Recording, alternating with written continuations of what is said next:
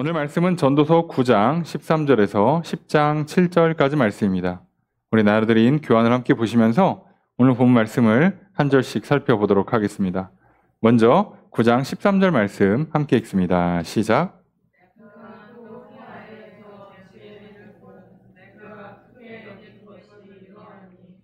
자, 주어 수로가 어떻게 될까요? 내가 보았다. 내가 여겼다. 자, 이게 한국말이 살짝 애매하게 되죠. 그래서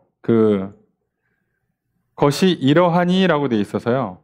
자, 주어를 내가로 잡으면 내가 보았고 내가 여겼다 이렇게 되는 거고요. 그냥 원문에도 맞고 그냥 문법적으로 따지면 이것은 이 주어를 잡는 게 맞아요. 그러니까 이것은 이것이다 이렇게 보는 거죠. 그래서 내가 해 아래에서 지혜를 보고 내가 크게 여긴 것은 이것이다예요. 이것이다. 이것은 내가 보고 내가 그렇게 생각한 것이다. 이렇게 번역이 되는 거죠. 그래서 사실은 얘를 주어로 잡고 이것은 이다라고 이렇게 크게 서술어로 잡는 겁니다. 내가 해 아래에서 지혜를 봤어요. 그리고 와 이건 진짜 크다. 크다고 번역해도 되고 중요하다라고 번역해도 됩니다. 그러니까 내가 크다, 무게가 있다, 중요하다라고 생각한 게 있다는 거예요. 그러니까 뭐길래 그러냐? 그래서 자, 우리가 항상 전서를 읽을 때 중요한 표현 해 아래에서입니다. 내가 해 아래에서 보니까 아 이게 지혜구나, 이게 참 중요하구나 라고 생각했다는 거예요. 그 내용이 이제 14절 함께 읽습니다. 시작.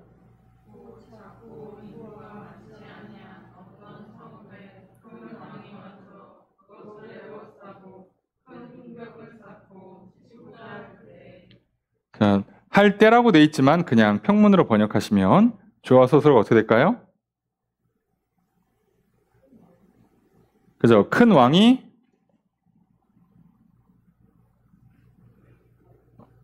왔다, 에워쌌다, 쌌다, 칠 것이다. 왕이 와서, 그죠? 작은 성에 왕이 와서 그 성을 에워싸고 흉벽이라고 돼 있는데 정확히는 이제 참호에 가깝습니다.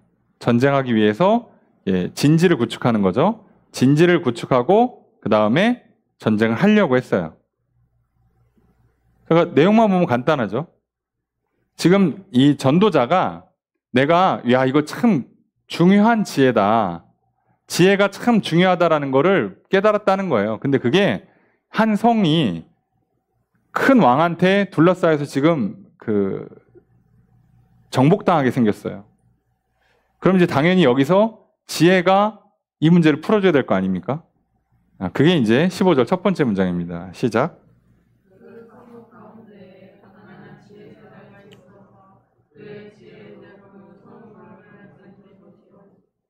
주어서로 어떻게 될까요? 말이 좀 어렵지만 그냥 평문으로 생각하시면서 번역하시면 좋아요. 주어는 그죠? 지혜자가 가난한 지혜자가 건졌다. 있었다. 건졌다예요. 그죠? 있었다. 건졌다. 건져냈다. 구원했다. 뭐를? 성읍을. 지혜자가 있었는데 그 성에 지혜자 한 사람이 있었는데 그 에워싸여서 정복당하기 일부 직전인데 그 지혜자 한 사람이 그 지혜로 일을 어떻게 잘 처리했는지 이 성을 파괴해서 멸망해서 건져냈어요. 아, 지혜가 이렇게 중요하구나를 지금 전도자가 깨달은 거예요. 그런데 15절 두 번째 문장을 읽습니다. 시작.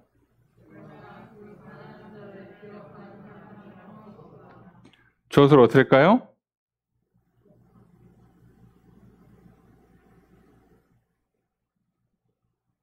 설명이 많아서 그렇지 주어는 사람이에요. 그죠? 그 가난한 자를 기억하는 사람. 이게 전체가 다 주어가 되겠죠? 이런 사람들이 없다예요. 없다. 그 성을 건져 올린 그 가난한 지혜로운 사람을 기억해 주는 사람이 없어요. 아니, 그 중요한 일을 했는데. 생각해 보세요. 그 중요한 일을 했는데 사람들이 기억을 안 해줘. 야, 지혜가 이렇게 중요하다라고 얘기를 했는데 갑자기 반전이 일어나는 거예요. 이렇게 중요하고 중요한 결과물을 냈는데 왜 사람들은 인정을 안 해주지? 기억을 안 해주지? 자, 이거를 보는 거예요, 지금 전도자가. 16절 읽습니다. 시작.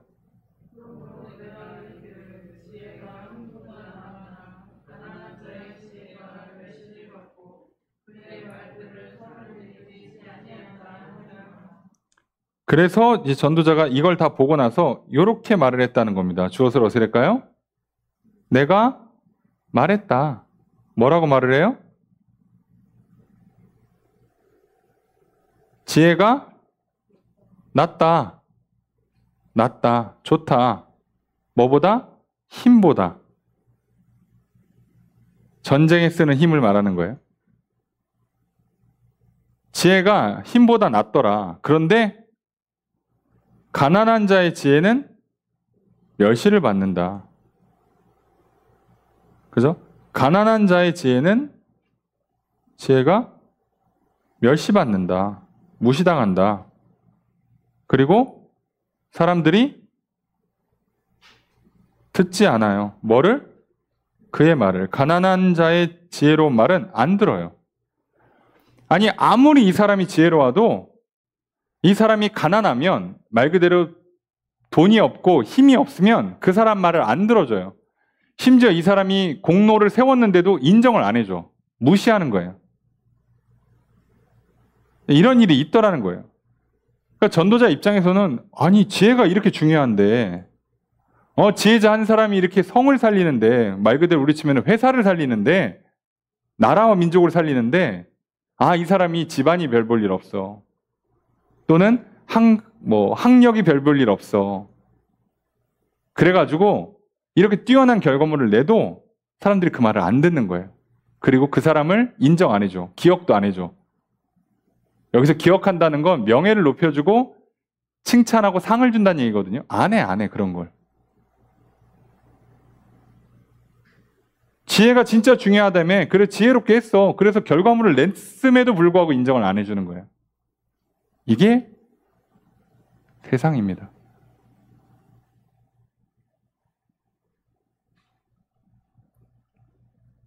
참 이게 참 안타까운 게요. 우리가 이 양면성이 있다는 걸 인정을 좀 할 필요가 있어요. 이 세상은요.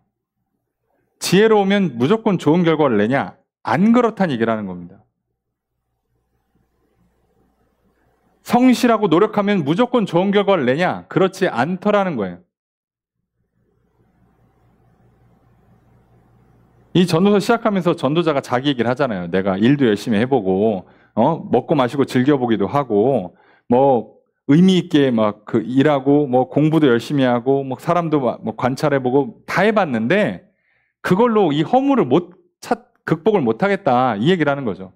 그래서 그 허물을 극복하는 것 중에 하나가 소위 말하는 지혜, 이 세상에서 지혜롭게 사는 거라고 생각을 했는데, 이것도 아니라는 거예요. 해보니까. 분명히 좋긴 좋아. 진짜 중요한 거야. 그런데 결과가 좋게 안 나와요. 그럼 이 지혜로운 사람, 내가 이 성을 건져 올렸는데 나 아무도 기억 안 해주고 나 무시당하고, 그럼 이 사람 인생이 얼마나 허무하겠어요. 내가 이러려고 골똘하고 이 문제를 풀려고 잠 못 자고 애를 써서 풀어냈어. 그래서 성을 하나 살렸어. 사람들이 나를 기억을 안 해줘요. 얼마나 허무할까요?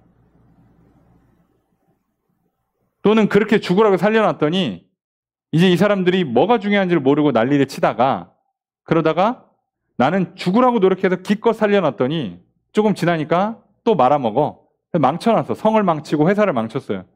그러면 얼마나 허무할까요? 내가 죽으라고 고생해서 쌓아올린 저거를 저렇게 망가뜨리면 왜 내가 이 일을 했을까?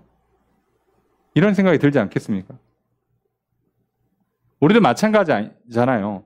내가 지혜롭게 일처리를 했어. 말도 똑바로 하고 일도 제대로 하고 그렇게 해서 문제를 착 풀었어. 어려운 일을 딱 해결해 줬어.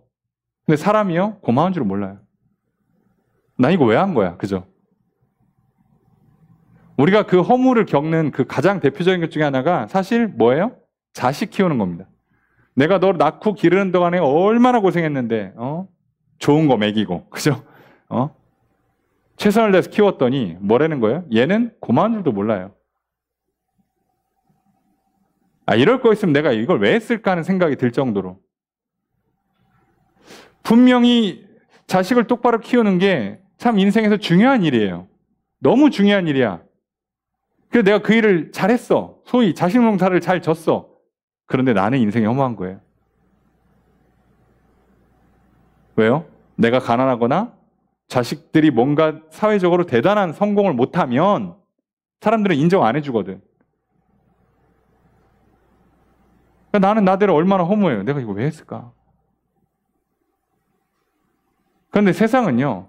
생각하는 것만큼 결과물이 정직하게 안 나옵니다. 그렇게 정확하게 인과응보가 돌아가지 않아요. 그래서 잘 될 거야 라고 생각하고 열심히 노력하면 그 애쓰고 노력했던 결실이 맺혀지기도 합니다. 그런데요, 때로는 참 허무하기도 해요. 야, 이거 결국 안 될 거였으면 내가 왜 했을까? 그럴 거면 잠이나 잘 걸. 이런 생각이 절로 든단 말이에요, 우리 인생은. 자, 그래서 이 땅에서 해 아래에서 지혜롭게 사는 것도 의미가 없어요. 이걸 잘 보셔야 돼요. 전도서가 지혜를 노래하는 건 맞아요. 지혜를 찬양합니다. 지혜 정말 중요한 거예요. 그런데 해 아래에서의 지혜는 이 세상이 갖고 있는 불합리함, 이해할 수 없는 일들, 불의가 판을 치기 때문에 내가 아무리 지혜가 중요하고 그리고 내가 아무리 지혜롭게 살아도 이 세상에서는 허물을 못 이겨요. 성경에서 말하는 참 지혜가 뭡니까? 결국은 하나님을 경외하는 거죠. 그러니까 해 아래에서의 지혜롭다고 하는 건 사실 좀 애매한 결과가 나와요. 참 지혜롭고 똑똑하고 한 사람 말이요, 어느 날은 안 맞아요. 누구는 대충 찍었는데 맞아 또. 야, 내가 이거 하려고 이 고민을 왜 했을까? 저렇게 대충 찍은 사람만 또 못해. 내가 이거 왜 했을까? 그죠? 우리 이런 결과물들을 마주해야 돼요. 이게 우리네 현실이에요, 현실. 그래서 우리가 지혜로우면 좋은 결과가 올 것이다 라고 믿으면 인생이 허무해집니다. 내가 애쓰고 힘쓰고 노력하면 성실하고 책임있고 열정적으로 살면 좋은 결과가 올 것이다 라고 생각하면 허무합니다. 내가 회사에서 일을 하든 가정에서 배우자나 자녀를 하든 교회에서 성도들에게 대하든 누구를 무슨 일을 하고 누구를 만나든 간에요. 내가 지혜롭게 한다. 내가 열심히 한다. 성실히 한다. 그러면 좋은 결과가 올 것이다. 가 정확히 말하면 맞지가 않아요. 그러면 어떻게 살라는 겁니까? 그럼 뭐 자식 대충 키워요? 일 대충 합니까? 사람들은 전도도 대충 하고 교인들 관계도 대충 합니까? 그럴 수는 없잖아요. 지금 이게 항상 우리가 뭐를 조심해야 되냐면 해 아래에서 다르게 표현하면 하나님 없이 하는 지혜나 열정이나 노력이나 성실은 허물을 가져올 수 있다고요. 높은 확률로 그것도. 그래서 우리한테는 나의 지혜, 나의 노력, 열정, 성실 보다도 중요한 게 뭐예요? 하나님입니다. 하나님. 그러니까 오늘 내가 배우자든 자녀든 또 성도든 또 회사에서 만나는 사람이든 옆에 있는 친구든 내가 뭔가 그 사람에게 성실하고 책임있고 헌신적으로 대하는 건 하나님 안에서 하는 거고 하나님 때문에 하는 거예요.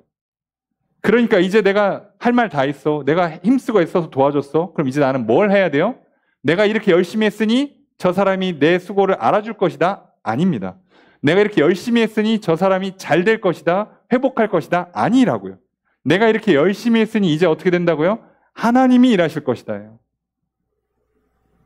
그래서 결과물이 좋게 안 나와도 나는 허무에 안 빠지는 거라고요. 아, 오늘은 아닌구나. 그럼 난 또 뭐 하면 돼요? 내일 또 기도하고 또 성실하게, 열정적으로, 지혜롭게 하면 돼요. 이게 우리의 그 진정한 의미의 지혜입니다. 그래서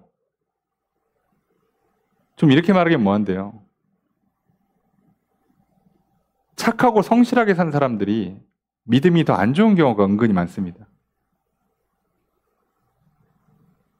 왜 그러냐면 자기 의를 의지하기 때문에 그래요. 나 착하게 살았는데 왜 인생이 이래? 나 성실하게 살았는데, 나 열정적으로 살았는데 왜 세상이 이래? 하나님 나한테 이러시면 안 되지. 내가 뭐 죄를 졌어? 내가 뭘 잘못했어?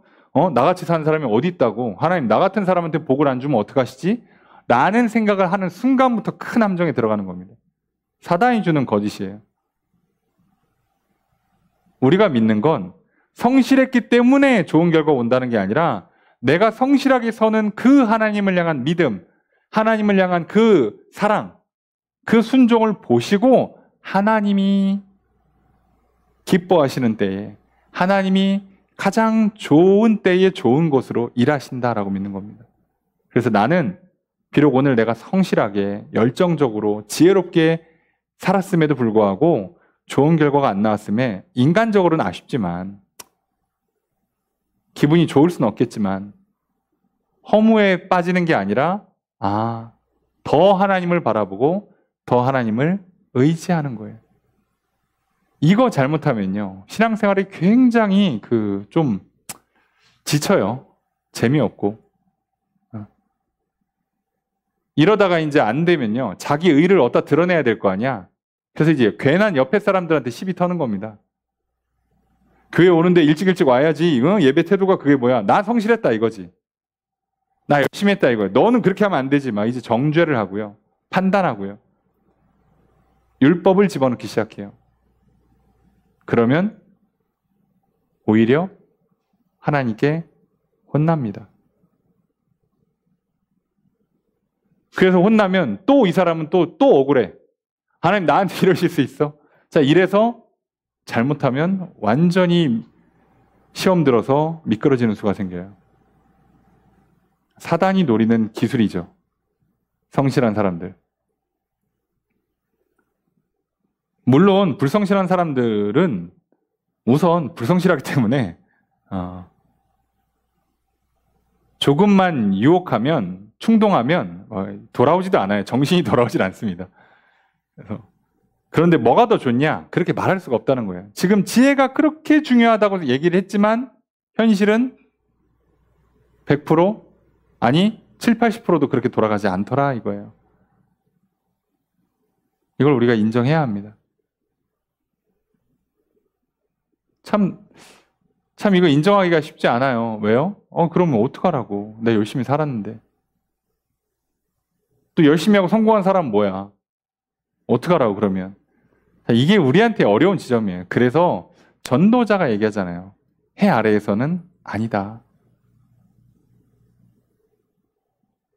우리는 성실을 믿는 게 아니라 하나님께서 내게 주신 생명을 기뻐하고 내게 주신 힘과 능력을 힘입어서 성실히 사는 거예요.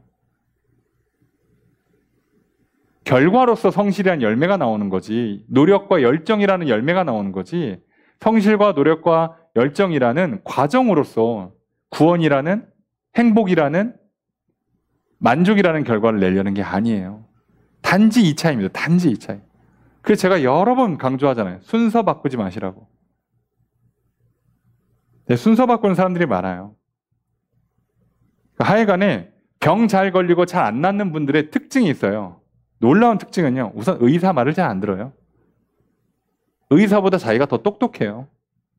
말 참 안 듣습니다. 해보고 나서 얘기하자니까 제발.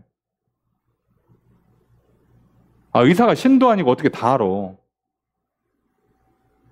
아유, 요즘 의사들이 실력이 없어. 그 말도 맞을 수는 있어요. 근데 아무리 실력 없어도 나보단 많이 배웠잖아. 나보다 많은 사람들을 만나면서 이 분야를 계속 볼 거 아니냐고. 그럼 한번 들어보고, 아니다 싶으면 그때 바꿔도 안 냈잖아요. 근데 왜 처음부터 그 병원 가서 약 탄 다음에 약을 안 먹냐고, 왜 대충 먹냐고. 시킨 대로는 해보고 나서 결과물이 나와야지. 근데 우리는 처음부터 안 합니다. 처음부터. 내가 의사를 골라요. 내가 의사를 판별하기 시작합니다. 이런 식으로 우리는 하나님을 잡고 우리가 판단하려고 그래요. 하나님 이건 옳습니다. 잘하셨습니다.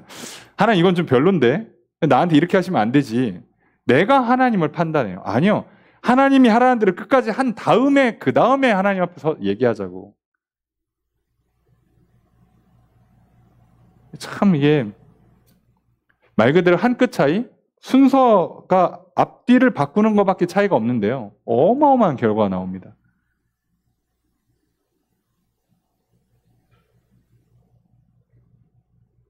그래서 우리는 이런 류의 문제 때문에 인생이 자꾸 허무해지는 거예요. 그래서 참 전도자 입장에서도요. 이거를 볼 때 참 이거 얼마나 받아들이기 싫겠어요. 지혜가 그렇게 중요한데 중요하면 뭐해? 성을 구원하면 뭐해? 가난하다고 내 말 들어주지도 않는데? 사람들이 기억도 안 하는데? 지혜가 그렇게 중요한데요. 이게 양면성이 있어요. 중요한데 소용이 없는 경우가 참 많아요. 17절, 18절에 그 얘기를 하는 건데요. 17절 읽습니다. 시작.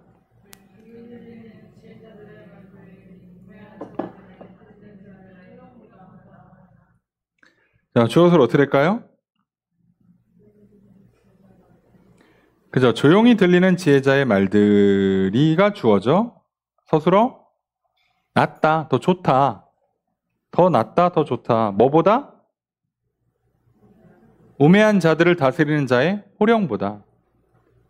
어리석은 사람을 다스리는 그 호령. 위에 사람이 막 혼내켜요. 이거 해, 하지 마. 이렇게 혼내킬 때 그 말보다 조용히 지혜자가 그거 아니에요. 이 말이 훨씬 낫다는 거예요. 이건 이렇게 하셔야 됩니다. 이렇게 하는 지혜로운 말이 훨씬 낫다고. 맞죠? 내가 부모니까 자식들한테 막 호통을 해요. 야, 그거 하지 말라고 했잖아. 그거보다 지혜로운 사람이 아이고, 그거는 그런 거니까 이렇게 하셔야 돼요. 이 한마디가 훨씬 좋아요. 뭐 소리 지른다고 애가 똑바로 큽니까? 솔직한 말로. 내가 열정을 다한다고 아이가 똑바로 큽니까? 지금 올해 고1부터 입시제도 바뀌죠? 예. 학점제로 바뀌는 거죠, 학점제로. 여러분, 여기가 무슨 대학도 아닌데 고등학교를 학점제로 바꾸면 어떻게 해? 취지는 좋지. 좋으면 뭐해? 수능을 안 받고 났는데. 장난하나? 되나, 그게? 절대평가를 안 해주는데 학점제를 만들면 어떡하냐고. 그럼 대학 갈 사람들이 내가 듣고 싶은 과목이 있어도 내가 내신 따는데 불리하면 그 과목을 듣겠냐고요. 내신부터 따고 대학 가야지. 내가 고등학교 때 학점 따서 뭐해? 대학 가서 좋은 대학 가서 좋은 학점을 따야지. 지금 난리가 났습니다. 그래서 그런 교육제도를 바꾸는 근본 취지 중에 하나가 뭐겠어요? 교육의 평등화. 그죠? 사교육 근절. 야, 고교학점제 때문에 지금 뭐 되는지 아십니까? 사교육, 뭐라 그래? 입시 컨설턴트들이 부모들이 불안하니까 그 컨설턴트들을 한대요. 보통 강남 이런 데는요. 학기당 500만 원대라요. 학기당. 대학교 학비가 나와 무슨. 그런데 그럼 고 1, 2, 3이잖아. 그래서 4학기에서 5학기를 해야 된다는 거예요. 물론 뭐 수행평가도 해주고 다 뭐 해준다는데 뭐가 됐든 얘가 공부하는 거 말고 진로와 관련된 거 가이드 해주는데 대학 가기 전에 이미 3천만 원 털고 시작해야 돼요. 아니, 사교육비를 줄이겠다면서, 사교육비가 비싸서 결혼을 안 하고 애를 안 낳는다면서. 그러니까 오늘 우리들이 생각해보세요. 아무리 지혜로운 사람들이요, 정책을 만들면 뭐 하냐고. 아, 그거 아니에요. 이론은 좋지. 근데 문제는 저 위에 있는 사람들은 권력이 있고 힘이 있고 진짜 똑똑한 사람들이 진짜 우리가 서구 사회가 만들어낸 경험들을 학습해서 한국이 이렇게 좋은 교육제도를 만들려면 이렇게 해야 됩니다라고 하는 얘기들이 누군가도 했겠죠. 벌써 뭐 석사 박사 논문에 나왔겠지. 그죠? 예측 전망 우리의 발전 방향 모색 이런 제목으로 수없이 논문들이 나왔을 거예요. 싹 다 무시당합니다. 듣지도 않을걸요. 이게 현실이라고. 실제로는 그게 더 맞는 말인데 문제는 뭐야? 이 사람들은 조용히 얘기해. 힘이 없거든. 이게 문제인 거예요. 백날 좋은 얘기하면 뭐하냐고. 세상 사람들이 진리를 들어줄 것 같습니까? 정직한 말, 정확한 말을 좋아할까요? 안 그래요. 힘 있는 사람 말 좋아합니다. 나도 저렇게 힘이 있고 싶으니까. 성공한 사람, 인기 있는 사람 말을 듣는다고. 좋은 음식, 좋은 운동? 아니요. 갑자기 누가 유명한 의사가 나와서 갑자기 유명한 연예인아 제가 이거 해서 몸이 좋아졌어요. 살이 빠졌어요. 그러면 다 그거 먹고 다 그거 운동하는 거예요.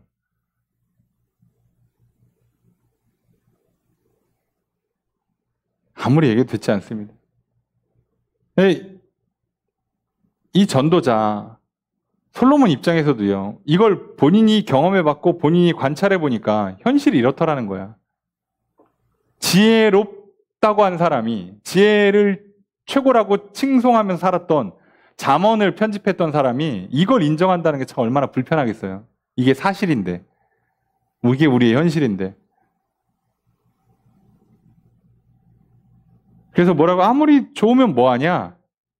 그래서 18절 첫 번째 문장 있습니다. 시작. 저수로 어떻게 될까요? 지혜가 낫다, 더 좋다. 뭐보다?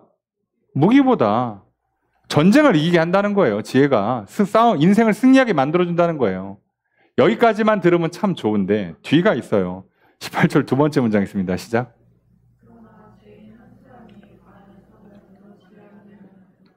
저수로 어떻게 될까요? 죄인 한 사람이 무너지게 한다. 파괴한다. 뭐를? 많은 선을.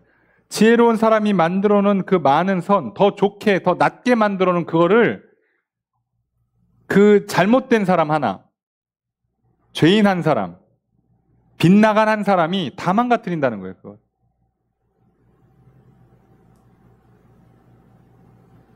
이게 우리네 현실이라고.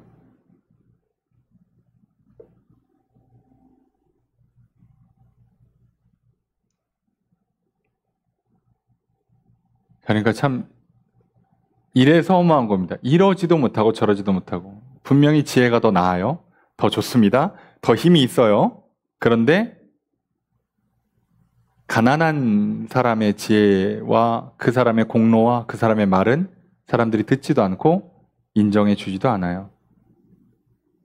그리고 그렇게 지혜로운 사람들이 힘을 모아서 또는 지혜롭게 일을 해놔도 죄인 한 사람, 빗나간 사람 하나가 일 잘못해 놓으면 다 무너집니다. 그래서 해 아래에서는 하나님 없이는 지혜롭게 살아도 결과적으로는 허무합니다. 이게 문제인 거예요, 이게. 어리석게 살 수도 없고 지혜롭게 산다고 해서 무조건 결과가 보장되지도 않으니 미치겠죠.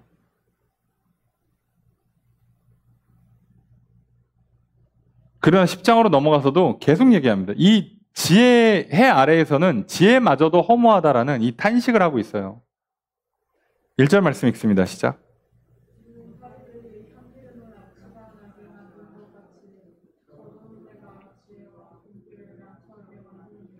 저것을 어떻게 할까요?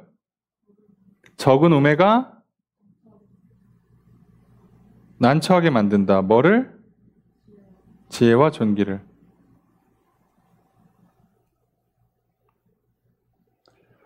죽은 파리들이 향기름, 향유죠. 향유. 오늘 우리들은 향수라고 하지만 향유를 악취나게 하고 거품 끓게 한다. 이렇게 직역이 돼요. 못쓰게 만드는 거죠. 파리 하나 빠지면. 그런 것처럼 아무리 좋은 기름, 아무리 좋은 향으로 쓰고 약으로 쓰는 좋은 기름이 있어도 파리 한 마리 빠지면 다 버려야 돼. 아무리 지혜로운 사람들이 그 지혜와 존귀로 그렇게 잘 뭐를 만들어놔. 일을 잘 만들어 놓고, 예, 사람을 잘 세워주고 했는데, 어리석은 사람 하나 들어와서 뭔가 망가뜨리기 시작하면요. 그냥, 예, 여기는 난처하다라고 되어 있는데, 번역이 더 귀하다, 중요하다라는 뜻이에요. 적은 우매가 지혜와 존귀보다 더 귀하게 결과물을 낸다는 거예요. 더 영향력이 크다는 거예요. 더 영향력이. 얼마나 허무합니까? 이거 하나 잘못 들어오면 그냥 끝나는 거예요. 야. 그렇죠. 내가 내 자식을 죽으라고 똑바로 키웠는데 잘 가다가 친구 한 번 잘못 만나면 와장창 깨지는 거예요. 야. 자, 이거 어떡합니까? 그죠? 그 정신 못 차리던 자식이 친구 하나 잘 만나면 또 인생이 회복돼요. 야, 이거 참, 우리의 인생이 그렇죠. 예. 그 얘기를 하는 겁니다. 아, 지혜가 참 좋고 중요하고 힘 있는데, 어리석음 앞에 이렇게 어이없게 무너질 수 있구나. 이 얘기를 하는 거예요. 2절 말씀 읽습니다. 시작.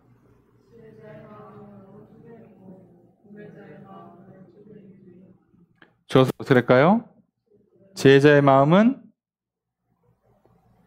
이제 직역하면 오른쪽에, 그래서 의역이에요. 이런 단어 없고, 또 우매자의 마음은 왼쪽에 하고 이제 끝내는 거예요. 우리도 이렇게 말할 수 있잖아요. 지혜자는 오른쪽, 어리석은 자는 왼쪽, 이렇게 끝낸 겁니다. 문장을. 무슨 얘기죠? 둘은 완전히 다르다는 얘기예요.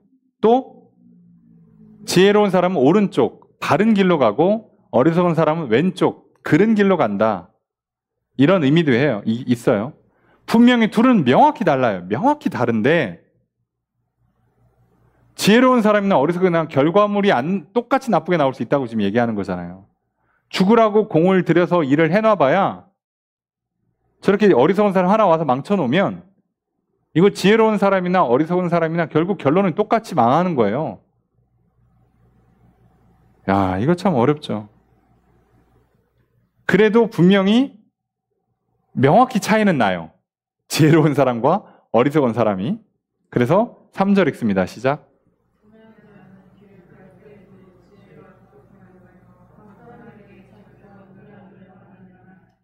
주어서 어떻게 될까요? 우매한 자는 말한다. 뭐를?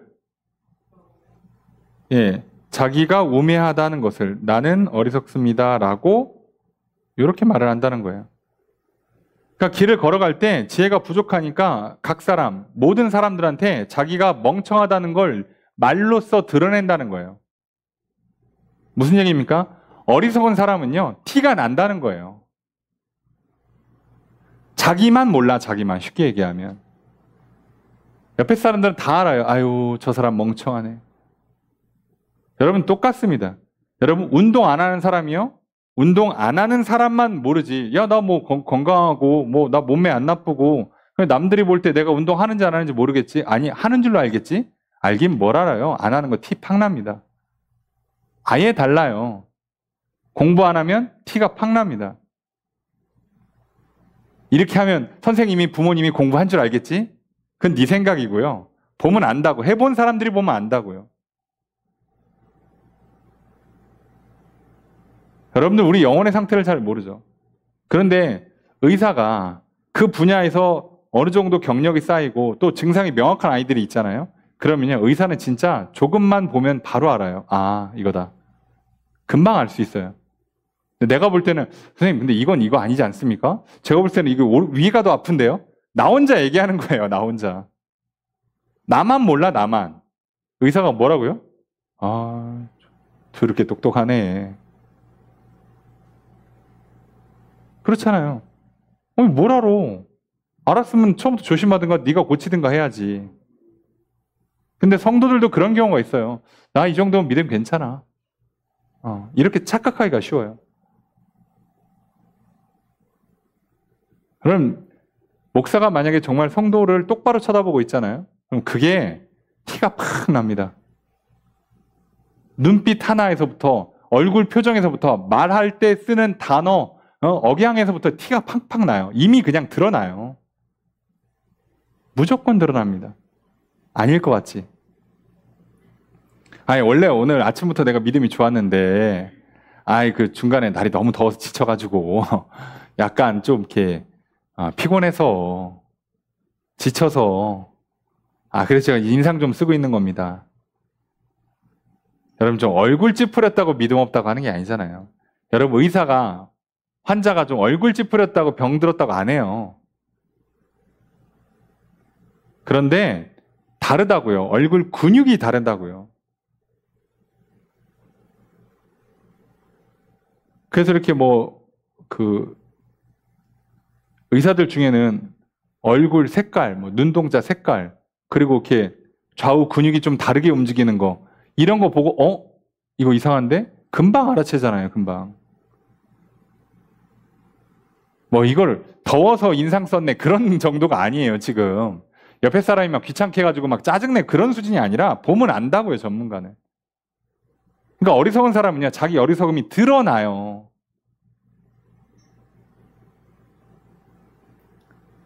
그래서 유명한 일화가 있잖아요. 그 오케스트라 공연 오는데 그 연주자가 비행기에서 장거리를 오니까 4시간인가마다 화장실에 가서 연주를 손을 푼대잖아요. 굳을까 봐. 비행기 한 12시간 탄다고 모를까? 근데요, 뭐라고요? 처음엔 내가 한다고. 손이 똑바로 안 움직인다. 그 다음에 옆에 있는 동료들이 한다고. 그리고 시간이 지나면 이제 관객들도 한다고. 근데 어리석은 사람들은요, 자기가 자기를 잘 모른단 말이에요. 자기는 맨날 공부도 안 해, 운동도 안 해, 그래 놓고, 괜찮아요. 해봐야 사람들은 다 알아요. 저 사람 책도 안 보는구만. 공부도 안 하는구만. 운동도 안 하는구만. 금방 알아요, 금방. 모를 수가 없습니다. 모를 수가. 그래서 분명히 지혜가 더 좋아. 이건 맞아. 이건 맞아요. 그래서 지혜로운 사람들은 어떻게 처신하는지도 정확히 알아요. 그래서 어리석은 사람은 이렇게 어리석은 티를 팍팍 내고, 지혜로운 사람은 지혜로운 티를 팍팍 내는데, 그 지혜로운 사람이 지혜롭게 행동하는 내용이 4절에 나와요. 4절 첫 번째 문장 있습니다. 시작.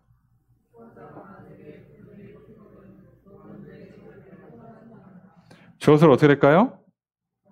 너는 떠나지 말라.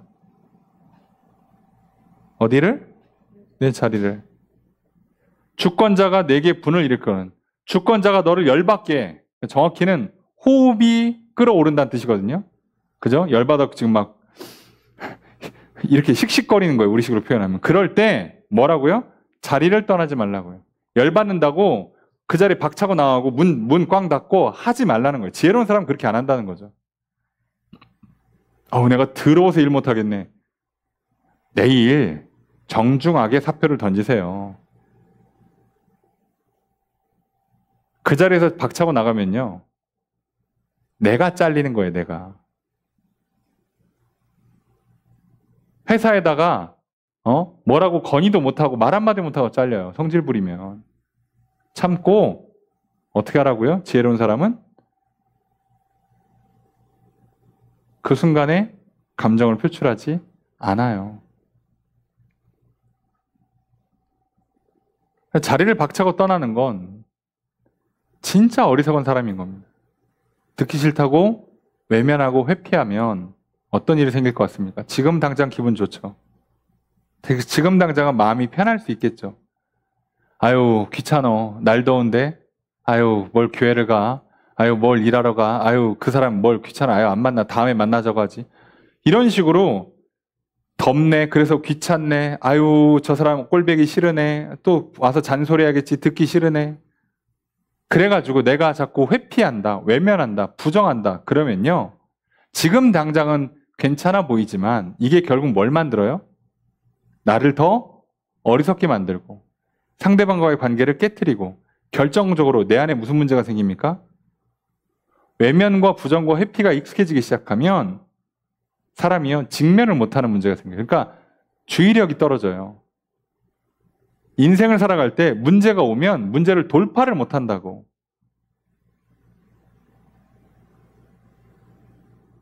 영원히 피하면 된다니까요. 영원히 피할 수 있냐고. 못 피할 거면 돌파하라고요. 우리 병역 회피했다가 영원히 한국에 못 들어오신 분들 있잖아요.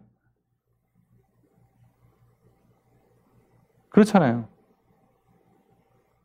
그게 더 이득이었나? 후회할 자신 있나? 왜 그렇게 하냐고, 왜. 그런데도 불구하고 무슨 문제가 생겨요? 어리석으면 자기만 어리석다는 걸 몰라요. 자기만 어리석은 걸 몰라요. 그래서 우리는 유명인들을 통해서 뉴스를 통해 보잖아요. 누가 봐도 저건 아니야. 누가 봐도 저 일을 하면 안 돼. 누가 봐도 저 사람 만나면 안 돼. 당사자는 잘 몰라요. 분명히 나보다 더 똑똑한 것 같은데, 나보다 더 열심히 살고 주변에 좋은 사람이 많은 것 같은데 희한하죠? 모릅니다. 그런 걸 보면 지혜로운 게 훨씬 좋아. 훨씬 중요해. 훨씬 힘있어. 지혜의 기본? 듣는 마음이죠. 듣는 게 훨씬 중요하다는 거 알겠어. 예, 그런데 당사자들이 안 한다고요, 그걸. 그리고 지금 자기는 지혜롭다라고 생각하는 거예요. 어리석은 티를 팍팍 내면서 누가 봐도 어리석은 거 뻔한데 결과물이 나쁘게 나올 텐데 자기는 지금 잘하고 있다라고 생각하는 거예요. 그래서 이렇게 참으면 얘기하잖아요. 그 자리에서 화를 드러낸 거 윗사람한테 분노의 감정을 표출하는 거 좋지 않아. 라고 하면서 두 번째 문장이 있습니다. 시작. 조설 어떻게 할까요? 공손함이 용서받게 한다. 가라앉힌다는 뜻이거든요. 허물을 가라앉힌다. 공손함이 윗사람이 미친놈 아닌 다음에야 내가 잘못했으니까 혼내킬 거 아니에요. 근데 좀 과하게 혼내킬 수는 있죠. 그렇다고 기분 나쁘다고 되게 뭐라 그러네. 아유 하고 나가버리지 말라는 거예요. 왜요? 내 정중한 태도만으로 용서를 받아요. 안 그랬으면 내가 박차고 나가는 순간 그거 보상하려면 몇십만 원, 몇백만 원 물어줘야 되는데 죄송합니다. 제가 좀 더 주의를 못했습니다. 잘하겠습니다. 그 태도 하나만으로 야 됐어. 내가 수습할게.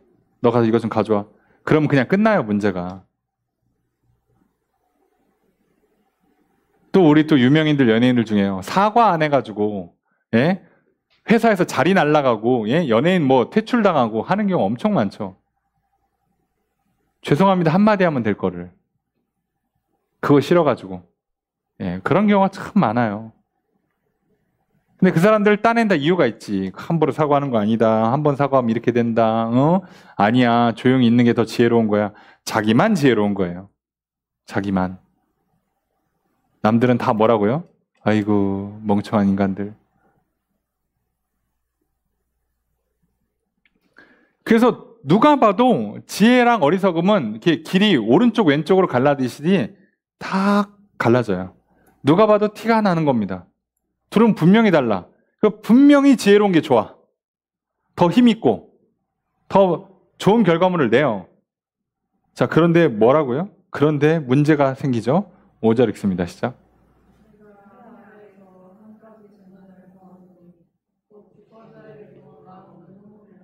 주어수로 어떻게 될까요? 내가 보았다. 뭐를? 예, 한 가지 재난을. 해 아래에서. 한 가지 재난이라고 되어 있는데요. 악한 거예요, 악한 거. 악하다라고 보통 번역하는 단어죠. 네, 한 가지 악한 걸 봤어. 뭐? 주권자가 실수하는 거예요. 그러면 지혜고 뭐고 다 날아가는 거예요. 저 위에서 결정권자가 실수를 해버리면 내가 아무리 열심히 하고 잘해봐야 다 날아가, 다. 소용이 없어. 이게 해 아래에서 잘못되는 거죠. 악한 거죠. 그래서 이렇게 결정권자가, 주권자가 위에 있는 사람들이 이렇게 실수하고 문제가 이렇게 끼기 때문에 어떤 일이 일어나요? 6절 읽습니다. 시작.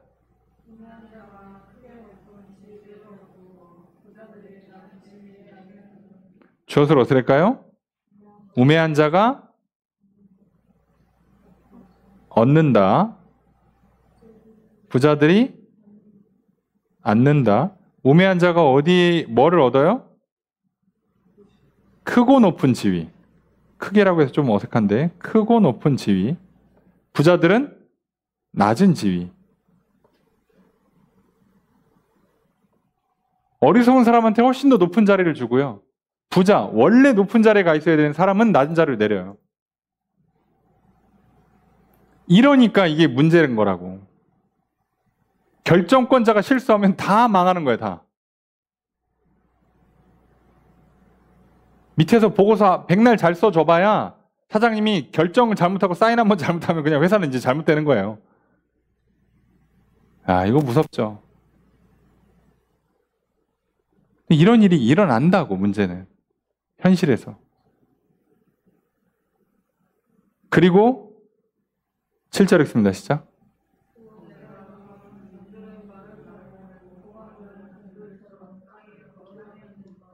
주엇을 어떻게 될까요?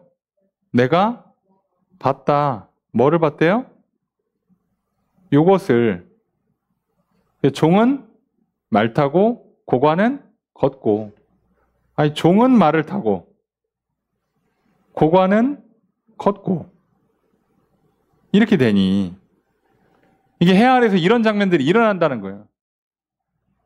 지위가 낮은 사람이 더 좋은 대우를 받고 있고 고관은 걸어 다니고 있고.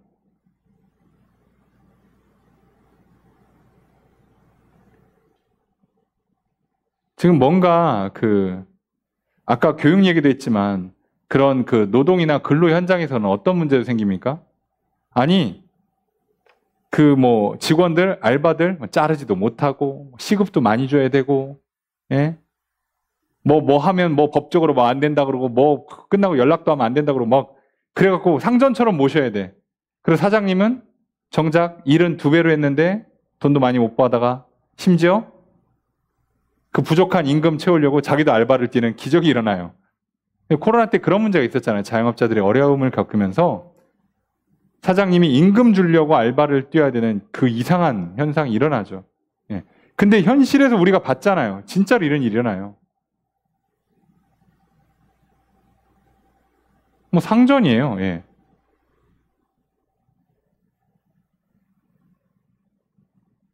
그래서 지금 말이 많아요. 그래서 지금 3시간 연속 근로, 3시간인가 4시간 근로자한테 연차를 주는 걸로 지금 법안이 통과되는 거죠. 예. 그럼 도대체 이거 3시간, 2시간, 3시간짜리 아르바이트를 쓴다는 것 자체가 사장님들 사정이 뻔한데 거기다가 연차를 주라고 하면 지금 사장님도 연차를 못 가는데 아니 그게 적용돼야 되는 그룹이 있겠지. 그런데 이게 지금 개인 사업자가 잠깐 아르바이트를 쓰는데 3시간을 썼다가는 연차를 줘야 돼. 연차 수당 줘야 되고. 그럼 이게 지금 아르바이트한테도 좋은 결과인가? 사장님한테도 좋은 결과를 내는 건가? 이게 좀 뭐지? 아까 학점제도 얘기했잖아요. 분명히 취지는 좋아요. 그런데 아니 입시 제도를 안 바꿔놓고 이걸 해놓으면 그리고 평가 기준이 저렇게 나쁘게 떨어지면 그럼 이게 지금 학생들한테 좋은 건가? 고등학교는 좋은 건가? 대학교는 좋은 건가? 이거 누가 좋은 거야? 그러는 사이에 정작 지금 국가가 목표로 하고 있는 사교육을 축소시켜서 교육비가 줄어들고 뭔가 자녀 키우기 좋은 환경을 만들겠다고 말은 그렇게 해놓고 결과적으로 사교육비를 폭발시키고 있잖아요. 자영업자 소상공인을 살리겠다고 정책적으로 말은 해놓고 정작 자영업자들 다 죽이는 일을 하고 있죠. 그러니까 이게 뭔가 일이 의도치 않게, 분명히 의도하진 않았을 거예요. 저희보다 훨씬 똑똑하신 분들 밤낮 고민하셔서 내린 정책들이에요. 그런데 현실에서는 이게 반대로 돌아가는 일이 생겨요. 그러니까 우리가 뭐를 경험한다고요? 허무하다고. 아니, 저 사람들은 저 똑똑한 머리 갖고 그렇게 죽으라고 공부하고 맨날 연구하고 아침부터 저녁까지 하는 일이 저거야. 정책 연구. 그렇게 해서 낸 결과물이 저거라고 하면 우리가 허무하고 답답하잖아요. 저걸 보고 있으면. 근데 그러면 저 사람들보다 더 좋은 걸 낼 수 있는 사람이 얼마나 있냐고, 또 현실에선. 또 없어. 진짜 똑똑한 사람들 얘기는 조용해. 들리지도 않아. 이게 현실이라고, 우리네 현실. 그렇다고 또 정말 이 사람이 이쪽 정책으로는 똑똑한데 보니까 지금 뭐 어디 뭐 박사하고 유학한 게 아니라 저희 학교 그냥 선생님이야. 안 써. 누가 그런 사람들을 장관으로 채용하냐고요. 절차라는 게 있고 자기 증명이라는 게 있어요. 그러니까 이게 또 현실적으로 쉽지가 않아. 어떻게 하라고? 안 돼요. 안 된다고. 그냥 우리가 위안으로 삼아야 되는 건 그냥 대한민국은 그나마 이 정도면 양호하다. 훌륭하다. 이게 우리의 위안이에요. 현실이라고, 현실. 부동산 정책, 경제 정책, 외교 정책. 어느 날은 묘수가 나와. 이야, 대단하다. 우리나라, 우리 민족 진짜 최고다. 야, 대통령 잘 뽑았다. 야, 국회의원들 잘 뽑았다. 야, 정부 일 열심히 하네. 그러다가 어느 날은 야, 저것들은 밥 먹고 고작 요런 거 하냐? 싶기도 하고. 야, 저걸 내 손으로 뽑았나? 싶기도 하고. 이러잖아요, 우리 삶이. 그래서 해 아래에서는요, 분명히 지혜가 어리석음보다 낮고 좋은 결과를 내매도 불구하고 지혜로운 사람이 대접 못 받고요. 지혜가 무시당하기도 하고요. 그리고 지혜가 좋은 결과가 안 나와요, 현실적으로는. 그러면 지혜롭게 살아야 된다고 알았고 그게 좋다는 걸 알기 때문에 지혜롭게 사는 사람도 허무하고. 그죠?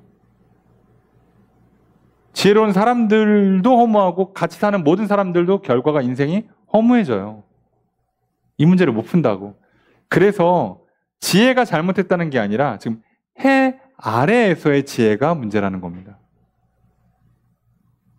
전도자는 이걸 정확하게 지적하는 거예요.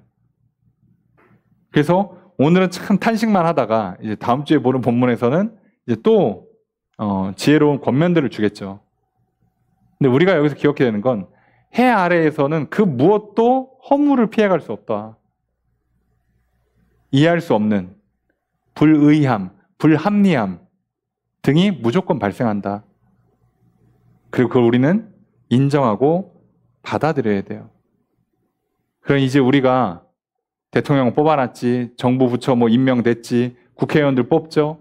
예, 뭐 하겠죠. 뭐 알아서 개혁하고 뭐 열심히들 하시겠죠. 네. 근데 어떻게 해야 돼요? 이제부터 우리가 내가 잘 뽑았네, 못 뽑았네를 놓고 고민하고 또는 후회하고 또는 예측하면서 아이고 나라가 어떻게 될까 걱정하고 또는 괜한 희망에 부풀어 가지고 괜한 그저 헛된 소망을 품고 할 게 아니라 이제부터는 뭐만 하는 거라고요? 나는 오늘 열심히 내 할 일 하고 나머지는 하나님께 맡기는 겁니다. 기도하는 거예요.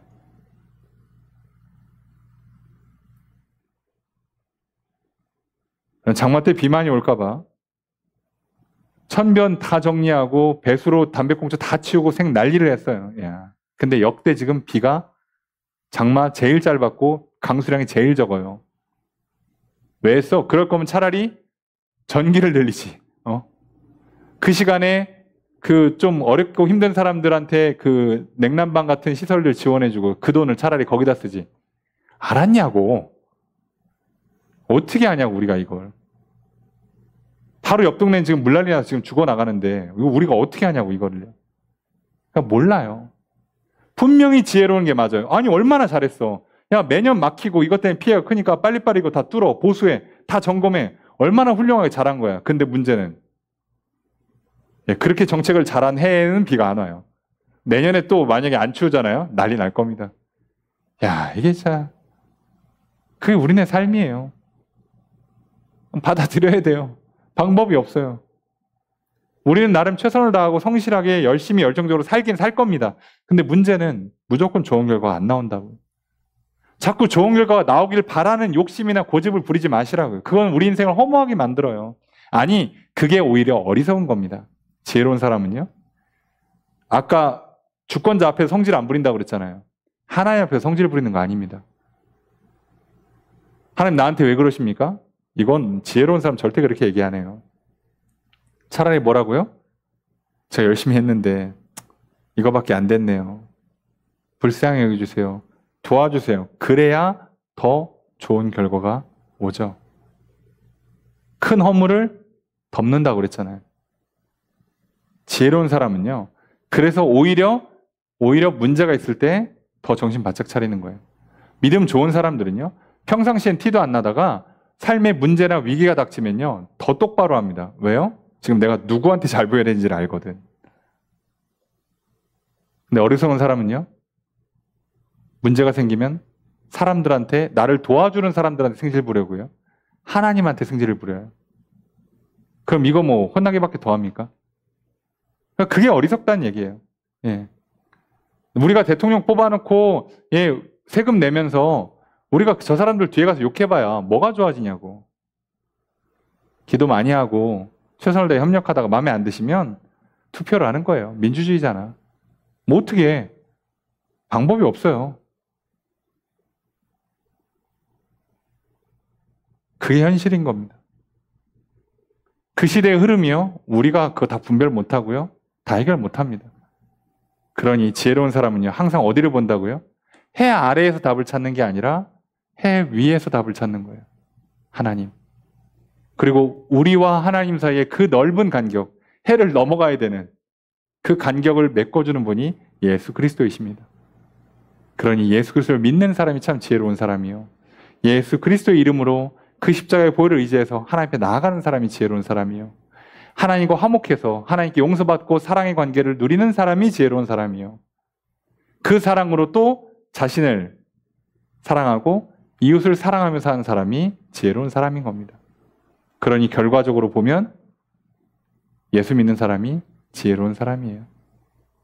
오늘 진정한 이 땅에서 이렇게 지혜롭게 살아봐야 이 땅에서는, 해 아래에서는 답이 없다는 걸 참 우리가 인정하기 싫지만 이런 얘기 들을 때마다 참 가슴이 답답하고 어떻게 해야 되나 싶기까지 하지만 그럼에도 불구하고 우리의 진정한 답은, 진정한 지혜는 해 위에 계신 여호와께 있습니다.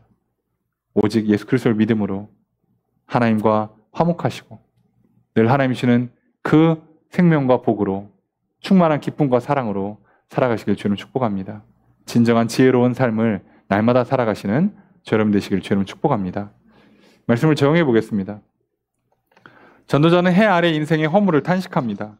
해 아래에서 지혜로운 인생도 허무할 수밖에 없음을 탄식합니다. 지혜로운 사람이 무시받고 지혜로운 말과 일들이 변질되는 현실 앞에 전도자는 허물을 말합니다. 앞서 전도서 6장에서 전도자는 해 아래에서 인생의 허물을 말하였습니다. 사람이 부귀영화를 얻고 장수하고 자녀가 많아도 그것을 누리지 못하는 인간의 한계 상황과 만족하지 못하는 인간의 욕심 때문에 결국 허무할 수밖에 없다고 말을 합니다. 우리는 해 아래에서 허무할 수밖에 없음을 인정하고 겸손히 하나님의 은혜를 구해야 할 것입니다. 우리는 해 아래에서 허물을 극복할 수 없음을 인정하고 해 위에 계신 하나님을 만나야 할 것입니다. 전도자가 해 아래에서 지혜로운 사람마저 허무할 수밖에 없다고 말하는 이유가 무엇입니까? 지혜로운 사람이 성읍을 구원합니다. 그러나 지혜로워도 가난하다는 이유로 그를 기억하는 사람이 없습니다. 지혜가 전쟁 무기가 주는 힘보다도 낫고 지혜가 다스리는 자의 호령보다 낫습니다. 그러나 적은 어리석음이 지혜보다 영향력이 있고 지혜가 이룬 일들을 무너뜨립니다. 어리석은 사람이 크고 높은 지위를 얻으면 지혜로운 사람은 낮은 지위에 앉게 됩니다. 이처럼 해 아래에서는 지혜로운 사람도 인생의 허물을 극복할 수 없습니다. 전도자가 허물을 탄식합니다. 전도자는 허무주의에 빠지지는 않습니다. 전도자는 인생의 허물을 극복하는 방법을 알고 있습니다. 전도자는 해 아래에서 답을 찾지 않습니다. 전도자가 해 아래에서 답을 찾고자 했던 모든 시도는 실패했습니다. 그리고 지혜롭게 살아도 실패한다고까지 말을 합니다. 이제 전도자는 허물을 극복하는 참된 지혜를 말합니다. 참된 지혜는 해 위에 계신 하나님을 바라보는 것입니다. 참된 지혜는 전지전능하신 하나님, 선하고 온전하게 창조하시고 통치하신 하나님을 믿는 것입니다. 모든 것이 하나님의 은혜입니다. 모든 것이 하나님의 선한 역사입니다. 이것을 믿음으로 지혜로운 삶을 살아갑시다. 이것을 알아서 오늘을 기쁨으로 살아가는 것이 지혜입니다. 예수를 믿고 하나님과 화목하며 사람들과 화평하게 살아가시는 참된 지혜로운 인생이 되시기를 바랍니다.